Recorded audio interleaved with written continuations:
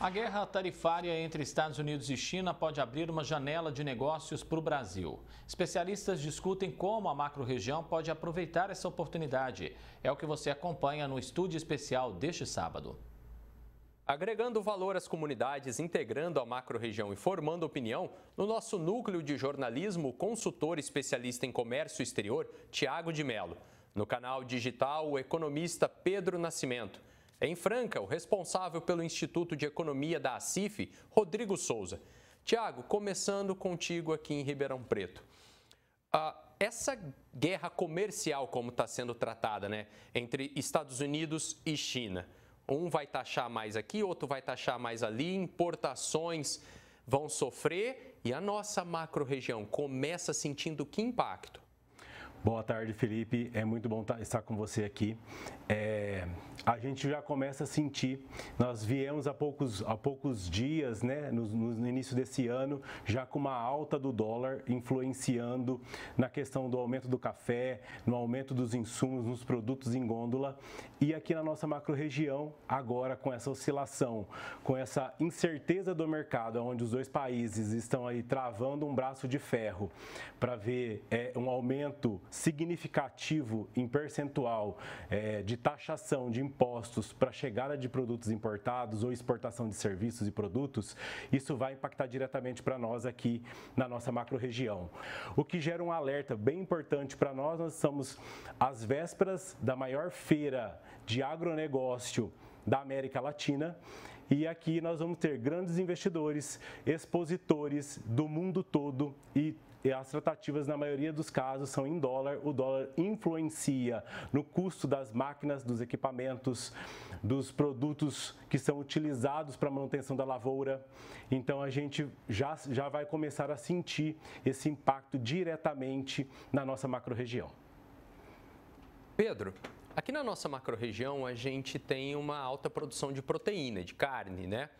Os Estados Unidos era o grande vendedor de carne vermelha para a China. Com essa guerra entre os dois, o que pode acontecer com o nosso produto aqui? A gente pode ter, de repente, um impacto na mesa das pessoas da nossa macro-região? Sim, Felipe, é muito bom falar com você. Infelizmente, essa guerra comercial, com uma subida de tarifa de ambos os lados, isso vai causar, na prática, a inviabilidade do comércio entre Estados Unidos e China. O que faz com que os Estados Unidos busquem alternativas para suprir essa demanda pela proteína, pelas carnes, seja suína, seja bovina, seja de frango. Então, se tem dentro da economia uma oferta mais limitada desse produto, você vai ter um encarecimento desse preço. É só você pensar quando tem uma geada que mata os pezinhos de café. Obviamente, o preço do café vai aumentar. Algo parecido pretende ou pode acontecer se essa guerra comercial se intensificar, se após esses 90 dias os dois países não chegarem a um acordo. Isso, então, com certeza vai ter um impacto de encarecer o preço da proteína aqui dentro do país, que já vem de um aumento significativo do ano passado. Então, é algo para a gente ficar bastante atento, principalmente da nossa macro-região, porque a gente já vem sofrendo com esses aumentos, aumento até na proteína, olhando para o preço do ovo, e isso também vai ter um impacto muito significativo e pode deixar ainda mais difíceis as coisas para o nosso consumidor. Rodrigo, Franca, anos passados, mais recentemente, entrou numa preocupação muito grande com o mercado chinês de calçados, né? Até pela compra do couro do boi, não é? Havia ali uma rusga até comercial, especialmente focado em Franca e China.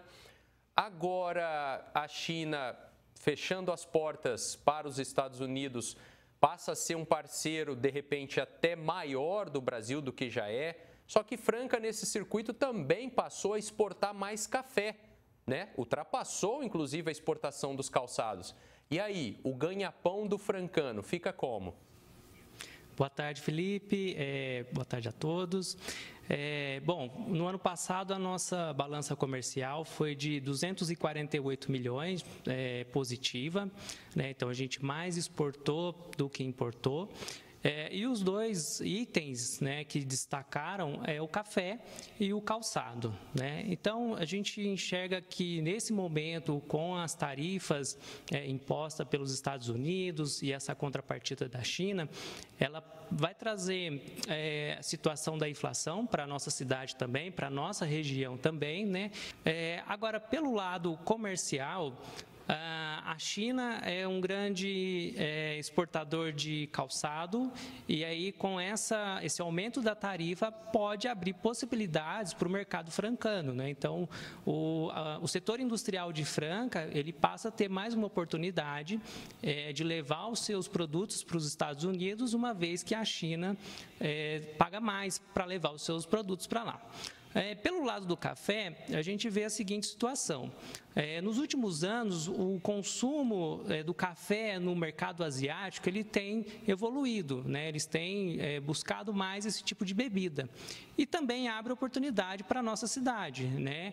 Uma vez que a gente consegue abrir outras frentes, principalmente aí nesses países asiáticos. Então, a gente tem um lado negativo, que é a alta dos preços, que vai impactar a todos, mas para os dois setores específicos, né, que movimentam muito a nossa balança comercial, pode haver oportunidades.